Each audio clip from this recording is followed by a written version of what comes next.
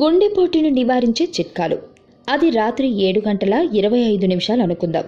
ఆ రోజున ఎన్నడూ లేనంతగా విపరీతంగా పనిలో శ్రమించి ఇంటికి మరలాలనుకుందాం. మీరు నిజంగానే బాగా అలిసి విసిగి వేసారి ఉన్నారు. ఉన్నట్టుండి మీ ఛాతీలో తీవ్రమైన నొప్పి వస్తుంది. ఆ నొప్పి మీ దవడ లోపల నుంచి మీ చెయ్యి వరకు గుంజేస్తూ ఉంటుంది. మీ ఇంటి నుండి ఏదైనా దగ్గరగా ఉండే ఆసుపత్రికి మధ్య దూరం 5 కిలోమీటర్లు అనుకుందాం. దురదృష్టవశాత్తు అంతకు మీరు చేరుకోగలరో లేరో మీకు తెలియదనుకుందాం. మీరు ఎవరూ పక్కన లేని ఒంటరి సమయంలో వచ్చే గుండెపోటుని తట్టుకుని తేరుకుని బతికేదెలా?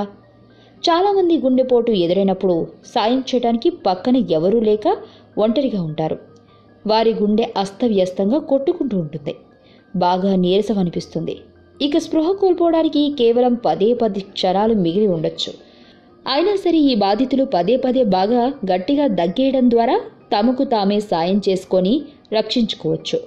దగ్గే ప్రతిసారి బాగా ఊపిరి తీసుకోవాలి. ఆ దగ్గు కూడా బాగా గొంతు లోపల నుండి వచ్చేలా కాస్తంత ఎక్కువసేపు దగ్గాలి. అదిను ఛాతీ లోపల నుంచి కళ్ళె బయటకు కక్కేలా ఊసేయాలి. ఏదేని సాయం అందే వరకు లేదా గుండె మరలా మామూలుగా పనిచేస్తూ అని మీకు అనిపించేంత వరకు ఎడతెరపి లేకుండా ప్రతి 2 సెకన్లకోసారి మార్చి ఊపిరి తీసుకుంటూ గట్టిగా దగ్గుతూ ఉండాలి.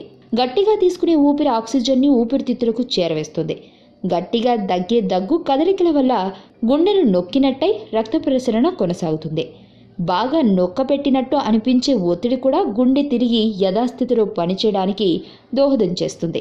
ఇలా గుండెపోటు బాధితులు ఏదేని ఓ ఆసుపత్రికి చేరే లోపున ప్రమాదాన్ని దూరంగా పెట్టొచ్చు.